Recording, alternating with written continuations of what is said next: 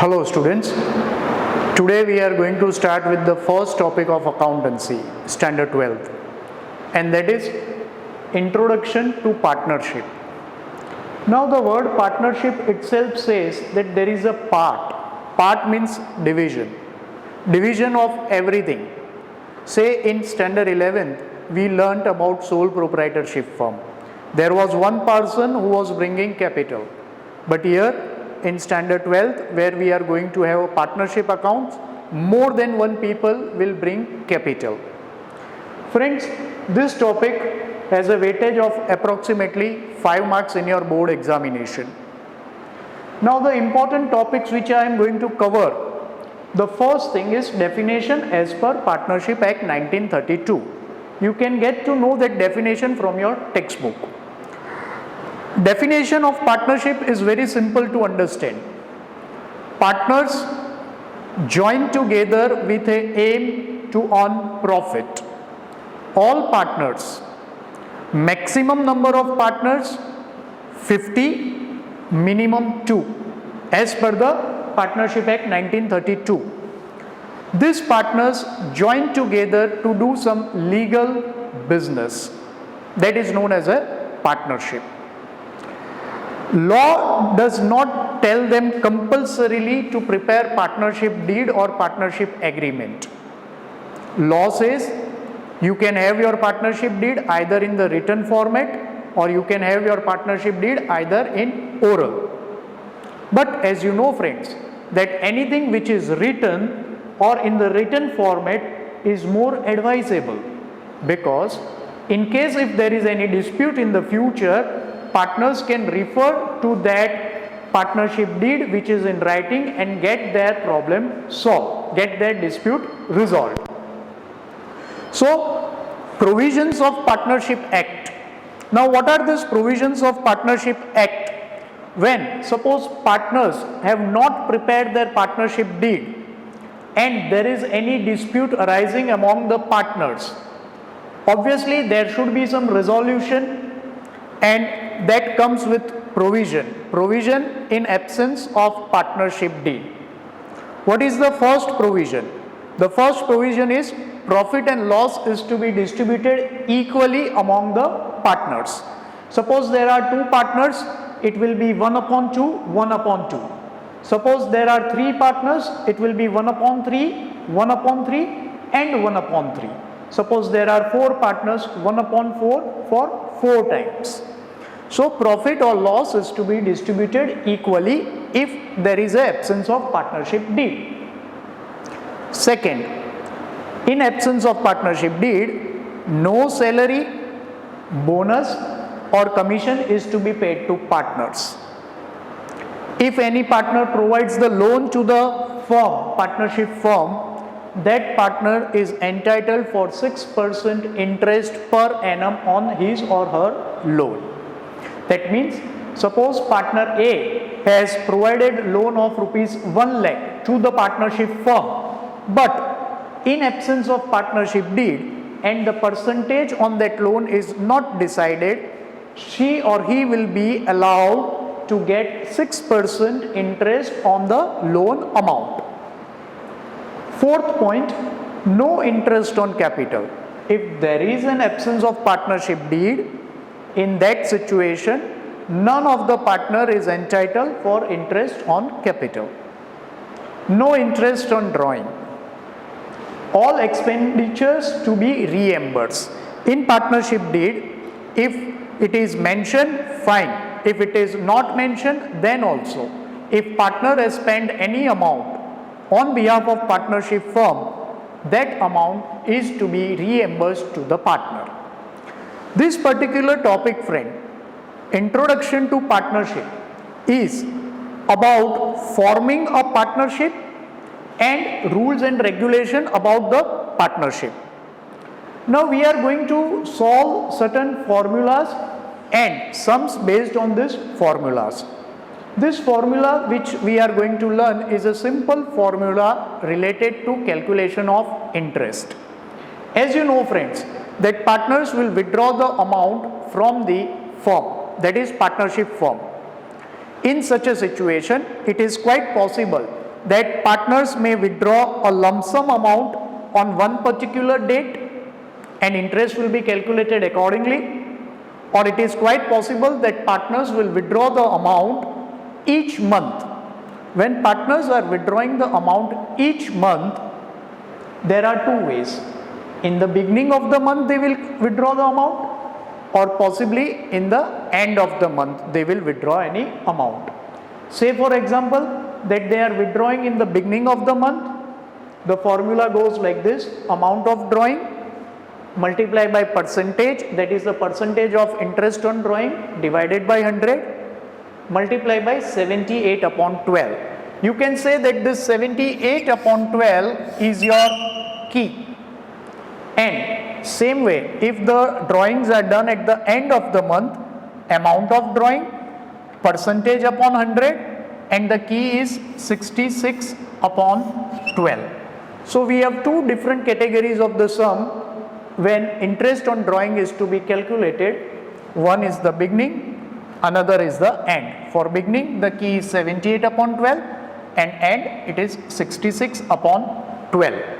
Now friends, as I told you that the weightage is of 5 marks, this 5 mark comprises 1 mark of MCQ in section A, 1 mark of MCQ in section B and 3 mark of the sum. So all the formulas what you will find from your textbook in the form of the sum, illustration number 1 to illustration number 11 will be for 3 marks. Now what are the types of the sums they could ask you? The first sum category they could ask you is about interest on drawing, beginning and end. Certain categories of the sums are rectification entry. Now whenever there will be sums related to the rectification of entry, the categories for such sums are interest on capital is missed out, wrong distribution of profit or a loss, interest or salary to a particular partner is missed out. So these type of the sums fall in the category pass necessary rectification journal entry. To pass necessary rectification journal entry, we could have one simple table. I am going to draw the table for you friends, a small table, please focus. This is the column of particulars, partner A, B, C. The two most important thing you should know is, first of all there should be correct values written and then the incorrect values. In this table, suppose correct value for partner A is say 500 and incorrect value is 400. So my answer comes 100, 500 minus 400, so my answer is 100. Same way suppose B, correct value is 300 and incorrect value is 300, so my answer is 0. Subtracting 300 minus 300 is 0. In case of C, suppose the correct value is 400 and incorrect value is 500, answer comes minus 100. Now to enter this in the form of accountancy, we need to pass a journal entry. What is that journal entry? That journal entry is, as I have told you here, debit the partner's capital who has negative balance. So A, B, C. C is having a negative balance. So we are going to debit his capital account. Credit the partner's capital who has positive balance. A has positive balance. So we are going to credit A's account. So finally the answer will be C's capital account debited rupees 100 to A's capital account rupees 100. This is very basic formula. This table is applicable for many type of the sums and you will find this kind of the sums in your textbook in your illustration. Friends, then second category of the sum is where the profits are wrongly distributed. Say for example that a partner's ratio of distribution of profit was 3:2:1. This was their correct ratio. and by mistake partners have distributed their profit in a wrong ratio known as 1:2:3. So this is the correct ratio, this is the incorrect ratio. Now whatever is the total amount, let's say 90,000 was the profit.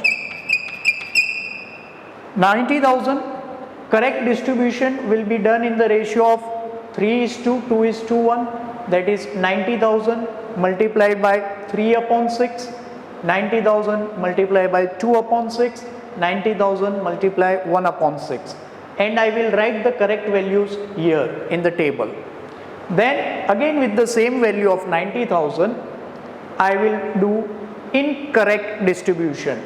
90,000 multiplied by 1/6.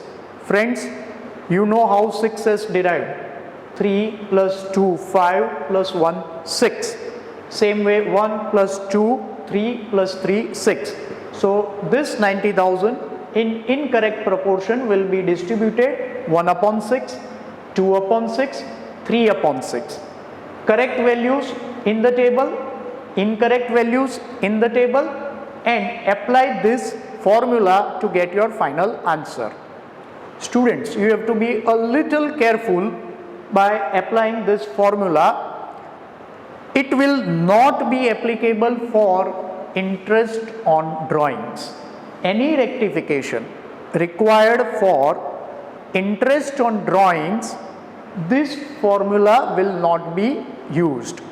The same formula but in an opposite way, that is, credit the partner's capital who has a negative balance, debit the partner's capital who has a positive balance, only in case of interest of drawings. Students, now I am going to give you a conclusion about this chapter. This chapter is not only chapter number 1, but it is a basic for your chapter number 2, 3, 4, 5, 6 and 7 as well. That means completely the first part of your accountancy. Even in chapter number 7, there are sums where we are going to utilize this fundamentals of chapter number 1. Even in chapter number 3, we may use some of these points which are here in chapter number 1. So, these provisions of partnership deed, in absence of partnership deed, you have to refer it very carefully.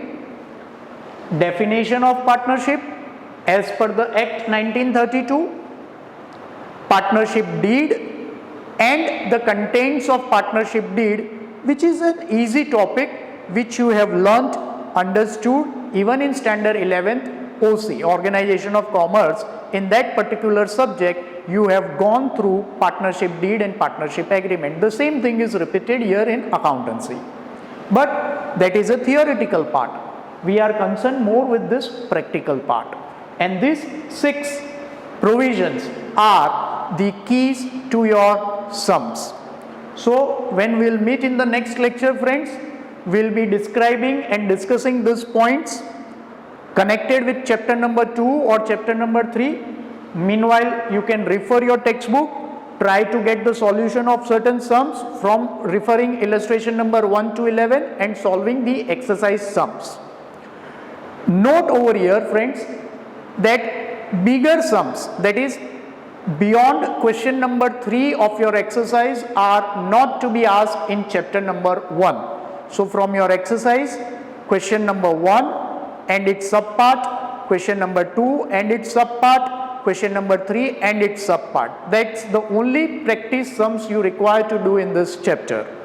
Fine, friends, do your work, do it neatly and use calculator as and when required, and we'll meet in the next lecture. Thank you very much.